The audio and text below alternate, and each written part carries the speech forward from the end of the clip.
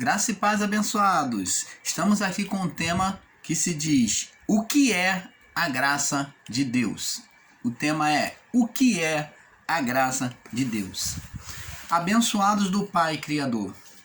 Muitos têm falado da graça de Deus sem saber o que é graça de Deus. Temos assistido muitos canais se dizendo em graça, mas infelizmente estando fora do entendimento do que é a graça de Deus, a graça do Criador. Para entendermos o que é graça, devemos primeiro saber que a graça é a manifestação do amor de Deus. Vamos lá em 1 Coríntios, onde Paulo demonstra o perfeito amor de Deus. 1 Coríntios 13. 1 Coríntios 13. 1 Coríntios, capítulo 13, Paulo vai falar sobre o amor. Vamos ver aqui, este amor que Paulo descreve aqui em Corinto, a igreja de Corinto, é o amor de Deus, não é o amor humano, não. Ele diz assim: ainda que eu falasse a língua dos homens e dos anjos, se não tivesse amor, nada seria... se não tivesse amor, seria como metal que soa e como sino que retine.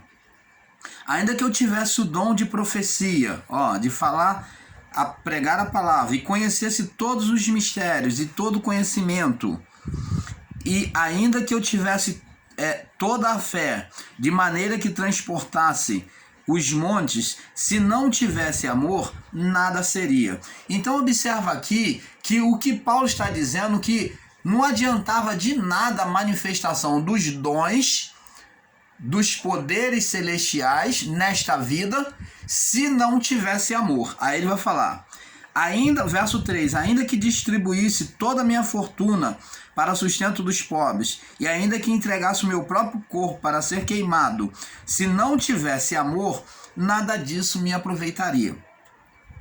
Aqui Paulo está dizendo que tudo isso, todo sacrifício, todos os feitos humanos, toda manifestação de poder, se não tivesse conhecido o amor de Deus, se não estivesse manifestando o amor de Deus, nada seria. O amor é sofredor. Agora ele vai descrever o amor divino, no verso 4. O amor é sofredor. Jesus sofreu na cruz por nós. É benigno, é bondoso. O amor não é invejoso. O amor não trata com leviandade, não se ensoberbece, não se porta com indecência, não busca os seus interesses, não se irrita, não suspeita mal. Não folga com a injustiça, mas folga com a verdade. Tudo crê, tudo sofre, tudo crê, tudo espera, tudo suporta. O amor nunca falha, mas havendo profecias, serão aniquilados. Então ele está dizendo que agora que havendo a manifestação dos dons, tudo isso vai parar. Serão aniquiladas. Havendo línguas, cessarão. Havendo conhecimento, desaparecerá. Porque em parte conhecemos e em parte profetizamos. Quando vier o que é perfeito, então o que é em parte será aniquilado. Então você está vendo aqui, Paulo está dizendo que na hora da morte, da vida do corpo, aquilo que é em parte, todas essas manifestações dos dons, do poder, iria se passar. E o que iria prevalecer? A única coisa que nós iríamos carregar conosco, que se manifesta nesta vida, é o quê? O amor de Deus. Então, abençoados, vamos prosseguir aqui. O amor de Deus é descrito em 1 Coríntios, né? Apesar de alguns chegarem nas redes sociais e ensinarem graça como se fosse algo novo, mas esse pensamento é totalmente errôneo e equivocado, pois o amor do Criador foi mostrado, que a graça foi mostrado desde que ele cobriu o homem, fazendo as vestes para os vesti-lo, mesmo eles em estado de condenação. Vamos lá no livro de Gênesis, capítulo 3, verso 7. Gênesis 3, 7. Diz assim: e foram abertos os olhos de ambos, e conheceram que estavam nus, e coseram folhas de figueira e fizeram para si aventais. Então o homem e a mulher, após o pecado, se vendo desnudado, buscaram uma maneira de cobrir o seu pecado com folha de figueira. E ouviram a voz do Senhor, verso 8, do Senhor Deus que passeava no jardim pela viração do dia, e esconderam-se Adão e a sua mulher da presença do Senhor Deus entre as árvores do jardim. E chamou o Senhor Deus a Adão e disse-lhe: onde estás? Verso 10. E ele disse: ouvi a tua voz soar no jardim, temi porque estava nu, escondi-me. E Deus disse: quem te mostrou que estava nu? Comeste tu da árvore que te ordenei que não comesse? Então, você vê, agora pulando para o verso 21, mesmo em estado de condenação, tendo desobedecido a Deus, agora olha o que Deus faz com Adão e a sua mulher. E fez o Senhor Deus a Adão e a sua mulher túnicas de peles e os vestiu. Então aqui, amados e abençoados, nós já vemos a manifestação do amor de Deus, do cuidado de Deus com o homem. Deus, ao invés de sentenciar e desprezar o homem, ele veio cuidar como uma mãe, como um pai cuida de um filho. Ele veio cuidar, veio vestir o homem e a mulher. Ele matou um animal e do couro deste animal ele fez uma vestimenta duradoura para o homem e para a mulher. Então, amados, o amor de Deus é sem acepção e sem escolha, né? É incondicional. Quer dizer, falar de graça é falar do amor incondicional. Deus não escolhe preto, não escolhe branco, não escolhe aquele que está na carnalidade, não escolhe aquele que tem pecado, que não tem. O amor de Deus foi derramado por todos os homens, e nós vamos ver isso. Ele é incondicional. Não existe, mas a pessoa, ela faz isso, ela comete esse delito, ela comete aquele, o delito dela é muito grave, Deus não perdoa. Não existe. Pecados no passado, todos eles eram olhados de igual forma. E hoje a carnalidade que existe após o juízo, não existe pecado. Mas o ser humano continua na prática da carne. E a carnalidade é a mesma. Então, Deus, ele não faz acepção de escolher um e dizer, não, você é meu eleito. E o outro fala, não, você não vai ser, não. Deus não criou ninguém sentenciando a uma vida diferente da outra, melhor do que a outra. Você está entendendo, amado? Então, amados do Pai, vamos agora em João 3,16. Vamos ver se Deus ele faz uma diferença de uma vida para outra. Ele escolhe eleito, não eleito. Vamos ver aqui o que João explica aqui. João 3,16. Observe bem aqui, ó. Vamos ler aqui. Vamos ler do João 3, do 14 em diante. E como Moisés levantou a serpente no deserto, então Jesus, ele dá esse exemplo. João fala, relatando sobre a história de Jesus. Então Jesus diz assim: como Moisés levantou a serpente no deserto, por que Moisés levantou a serpente no deserto? Essa deveria ser a pergunta daqueles que pregam em graça sobre eleito e não eleito, de salvo e não salvo, escolha de Deus. E estão falando da graça de Deus, falando de graça de Deus, mas fazendo uma acepção. Se eu estou pregando a graça de Deus, que é um amor incondicional, como que eu posso pregar eleição? Eleição é escolha, é separação.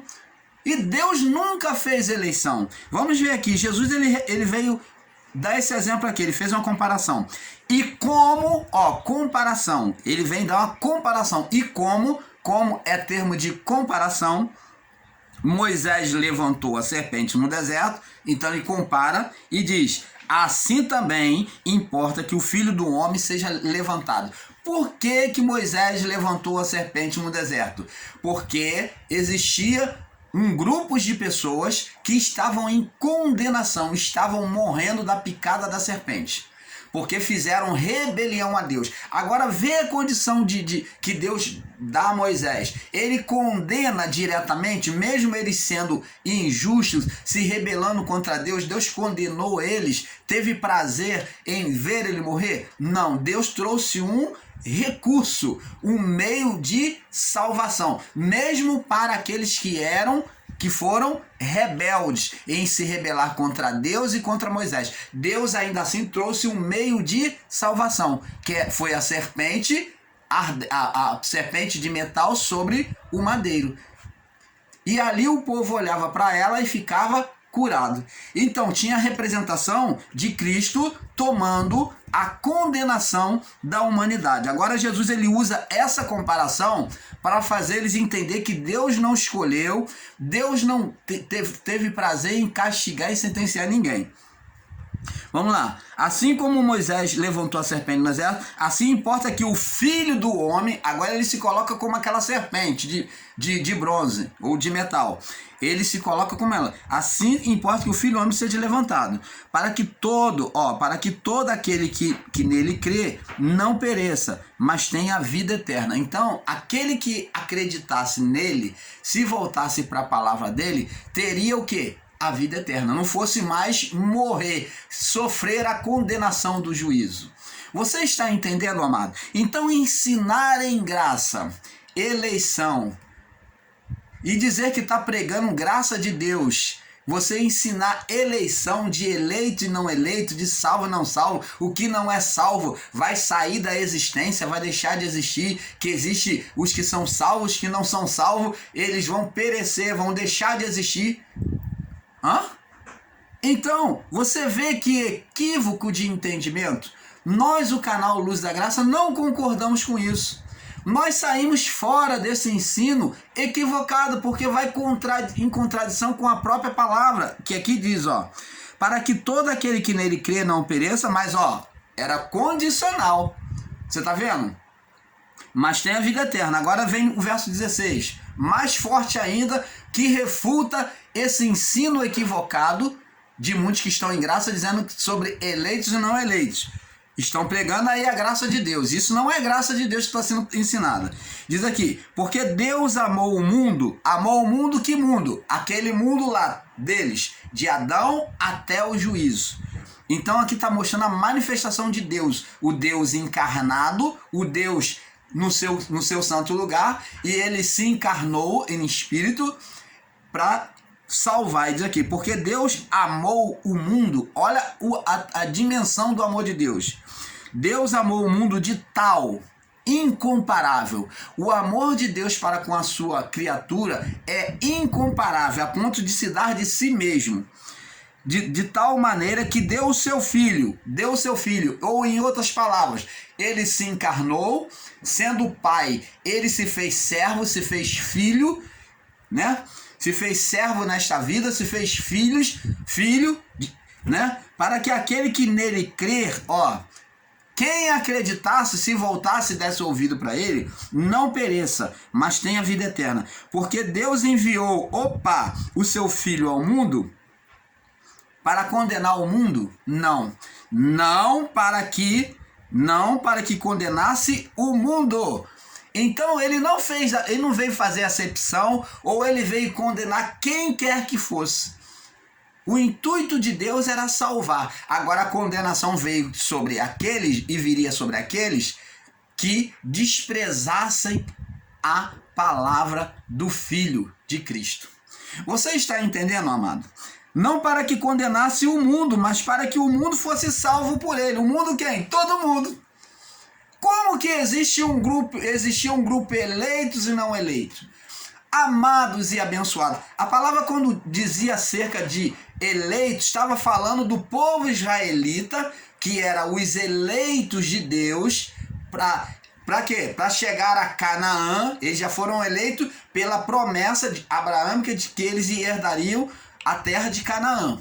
A terra de Canaã foi anunciada como um ponto de salvação, uma terra de tranquilidade, uma herança que Deus iria dar ao povo israelita. Porque eles queriam uma terra para eles ter paz, para eles viverem. E essa promessa foi dada aos israelitas, foi uma das primeiras promessas que Deus deu a ele. E ali representava a salvação de Deus. No algo físico, né? No físico, no reino humano, Deus falou para eles, vocês vão herdar a terra de Canaã, eu vou dar a vocês lá, mana leite e mel. Tanto que lá, os espias de Josué, quando foram espiar a terra, diz que um cacho de uva tinha que carregar por 4 homens. No varal, um cacho de uva. 4 homens tinham que carregar um cacho de uva num varal, porque era tão grande, tão pesado. Então você vê o tamanho das uvas. Então os alimentos de lá, a terra era muito fértil. E os alimentos eram muito saborosos, muito desenvolvidos. O mel lá era em abundância, né? As abelhas lá produziam mel em abundância. Então você vê, amados, isso daí já demonstrava o cuidado e o amor de Deus daqueles que viveriam sobre o reino de Deus. Sobre algo físico, Deus já estava mostrando para nós, que ficaria para nós, algo espiritual. O cuidado de Deus. Então existe a história física que apontava para a espiritual. Então, amados, esses eram os eleitos. E esses mesmos eleitos que herdaram a terra de Canaã, que é o povo israelita, os que se submetiam à palavra de Deus, eles também, na sua morte, né, na vinda de Jesus, né, no período no Aion, então na vinda de Jesus eles iriam herdar a salvação agora eterna, o reino eterno. A salvação do quê? Da alma. Eles iriam estar com seus espíritos recolhidos por Deus, aonde os espíritos deles seriam retirados, levados para Deus para viver eternamente. Então existiu duas salvações anunciadas. Primeira salvação era a terra de Canaã, a qual o povo israelita tanto desejava conhecer e possuir, desde a época da promessa de Abraão. Então essa promessa Deus fez lembrar todos os pais, todos os antigos. Deus lembrou que ele tinha feito promessa de conceder a eles da terra de Canaã, de dar por herança a terra de Canaã, que na verdade já era deles, já era de Abraão. Então agora Deus disse que ia devolver. Então os povos inimigos, né, os povos idólatras tinham tomado essa terra. Então estavam lá os cananeus, os filisteus, os midianitas, era bastante povos inimigos e povos numerosos. Mas Deus falou: essa terra é de vocês, eu vou dar a vocês, vocês vão possuir essa terra é de vocês. Então Deus disse que ia devolver, e nisso Deus vem a devolver, já perto da morte de Moisés. Moisés contempla a terra e Josué, com os seus, possui a terra de Canaã, através de luta, é claro, Deus indo na frente com eles. Então, amados, para falarmos de graça de Deus, temos que entender que o amor de Deus era incondicional. Deus nunca escolheu, Deus nunca colocou uma condição de preto, branco, de olho fechado, de olho aberto, de cabelo duro ou de cabelo liso. Deus nunca fez preconceito de religioso, não religioso, mas a condição era, como Cristo falou, verso 15, para que todo aquele que nele crê, a condição era o crer. A condição de salvação no período antigo era o crer na palavra de Cristo, do Evangelho. Até os israelitas daquela época, antes do juízo, se não acreditasse, se eles virassem as costas e desprezassem o Evangelho de Cristo, eles podiam ter seguido Moisés à risca. Mas se agora chegou a palavra do Evangelho, pregada por João Batista, e Cristo, se eles não recebessem o Evangelho de Cristo, eles estariam fora da salvação. Você está entendendo? Então tinha que crer no Evangelho de Cristo, que Cristo era o enviado de Deus. Porque por meio dele, só ele poderia redimir a criação. Porque Deus amou o mundo de tal maneira que deu seu Filho unigênito para todo aquele que nele crê e não pereça, mas tenha vida eterna. Porque Deus enviou seu Filho ao mundo, não para que condenasse o mundo, mas para que o mundo fosse salvo por ele. Opa! Aqui descreve o que é graça. Graça não condena. Ensinar em graça é não ensinar condenação. O amor de Deus não condena, ele não constrange, ele não deixa a pessoa envergonhada ou do lado de fora. O amor de Deus é aberto a todas as pessoas, é incondicional. Isto é graça. Se alguém diz que está em graça, está colocando eleito e não eleito, você pode, você não pode. Não, existe o filho da salvação e o filho da perdição. Existe o eleito e o não eleito. Então, essa pessoa, ela até se considera, com toda a convicção dentro dela, que está pregando graça. Mas diante do Pai, ela ainda não entendeu perfeitamente o que é graça. Seja qualquer ensinador, de nome, sem nome, com muitos números no canal, sem muito número no canal, mas se não prega um Deus que abre o reino para todos, se não ensina um Deus que abre o reino, que abriu o reino para todos incondicional, esta pessoa não está pregando a graça de Deus. Ela ainda não entende perfeitamente o que é graça de Deus. Graça de Deus é isso aqui, ó. Porque Deus amou o mundo de tal maneira que deu o seu Filho unigênito para que todo aquele que nele crê não pereça, mas tenha vida eterna. Porque Deus enviou o seu Filho ao mundo, não para que condenasse o mundo, mas para que o mundo fosse salvo por ele. Isto é graça. Agora, o fato de eleito e não eleito, quem iria se fazer eleito seria cada um deles, aceitando ou não. A condição de ser eleito ou não eleito, quem fazia era o próprio coração das pessoas, se aceitasse ou não, como está escrito aqui. Você está entendendo, amado? Então, assim, a palavra de Deus, do jeito que está sendo ensinada aqui, ela não se contradiz. Porque você ensinar que Deus já fez desde a barriga da mãe, antes da fundação do mundo, o ensinamento de que Deus já nos elegeu nele, Efésios 1:4, antes da fundação do mundo, para sermos, somos predestinados. Olha, isto é um entendimento equivocado, nós vamos ver isso. É um entendimento radicalizado. Então, amados do Pai, ensinar sobre um Deus que escolhe, que faz como eleito, ou sobre um Deus que sentencia as pessoas a ser maligna, que a pessoa já foi determinada por Deus para ser maligna, é ensinar sobre um Deus deformado e bipolar, não conhecendo e não entendendo o que é a graça de Deus. Outro ponto, eu gostaria de estar aqui deixando bem claro, a grande desculpa, a grande ferramenta que muitos ingraços ensinam aqui sobre a eleição é pegar o fato da figura de Judas Iscariotes. Que Jesus, ele na sua onisciência, ele sabia, ele era profeta, ele tinha o dom de profecia. Entenda, amados e queridos irmãos, Jesus, ele tinha 100% a natureza divina e 100% a natureza humana, porque dentro de si, 100% no seu espírito divino e fora de si, 100% humano, carnal. Então ele sentia os sofrimentos da carne, mas ele também tinha percepção da glória e do poder de Deus. Jesus, quando disse que ele mostrou que sabia que Judas iria trair, Jesus sabia pela palavra, pelo conhecimento da palavra e pela sua onisciência.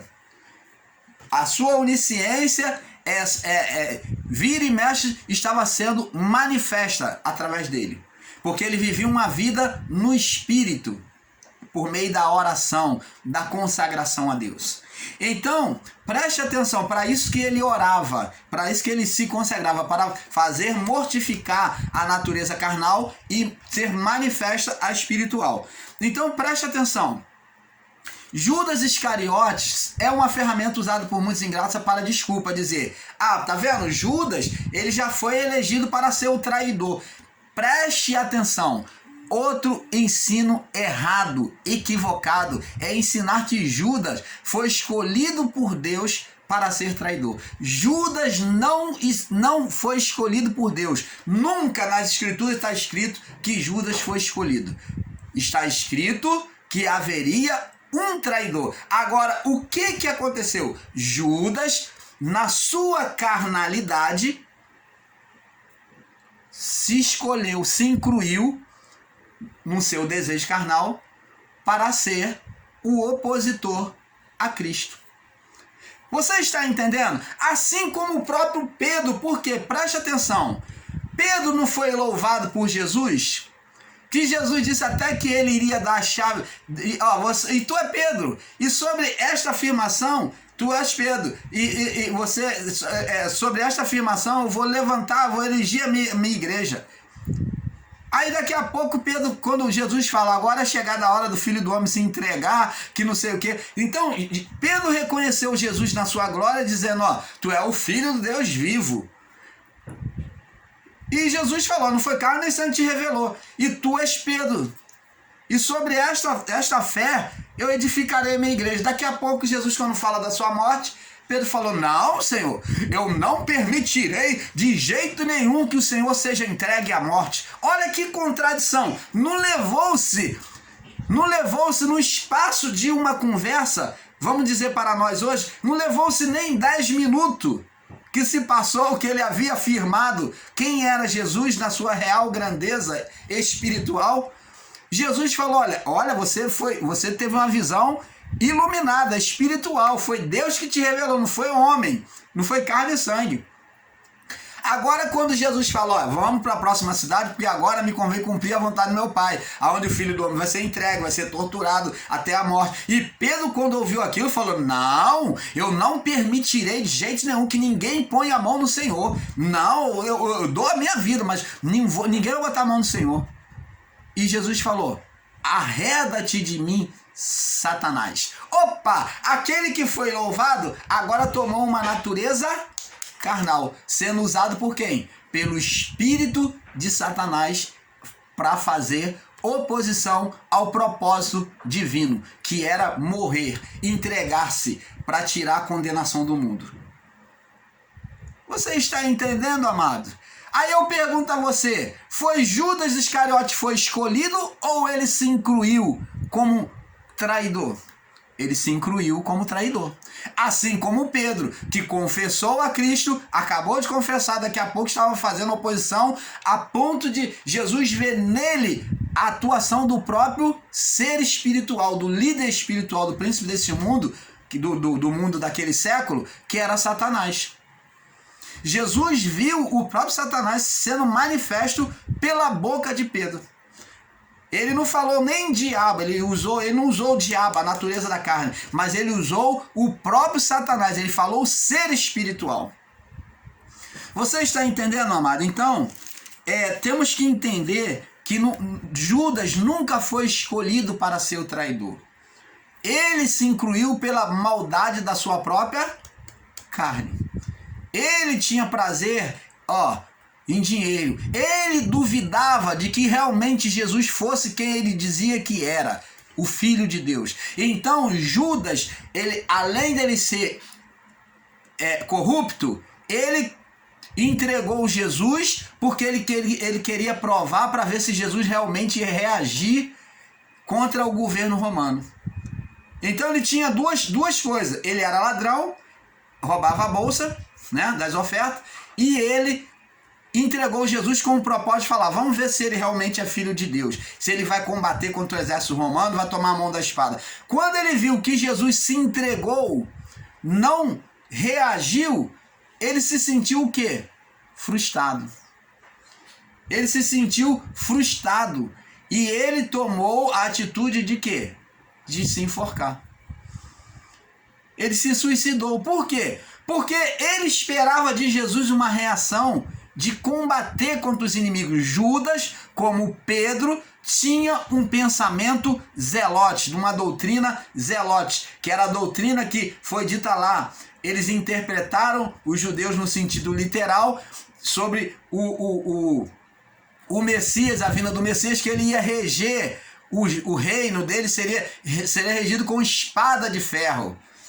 Então eles estavam com essa interpretação literal, como muitos judeus, e principalmente os da religião zelotes, entre a religião dos fariseus, saduceus, existia também zelotes, dos escribas, existiam várias religiões. Então, essa religião, esse entendimento, eles esperavam um Messias que fosse batalhar, fosse sanguinário, que fosse para a guerra, fosse lutar como Davi, como Elias, tomar a mão da espada. Eles olhavam Jesus como Elias que ia tomar a mão da espada, matar os seus inimigos, o povo idólatra. Você está entendendo? Então, Pedro tomou mão da espada, cortou a orelha do soldado. Porque ele tinha um pensamento zelote. Judas tinha um pensamento zelote, ele esperava Jesus reagir. Quando Jesus não reagiu, Jesus falou, sou eu.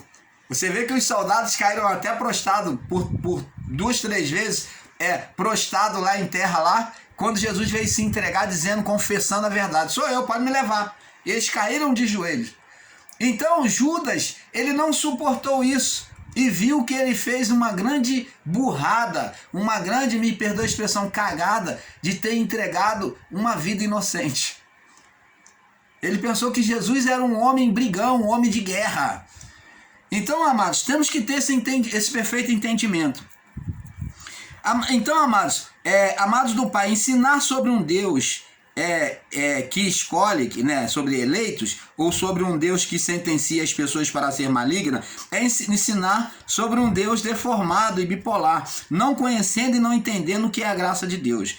Agora, outra coisa que acontece com muitos de nós que ensinamos a graça é ensinar e afirmar que a graça de Deus veio por meio de Paulo. A graça veio por meio de Paulo. Outro equívoco que os ensinadores em graça, muitos, ensinam dizendo que a graça veio por Paulo. E isto não é verdade.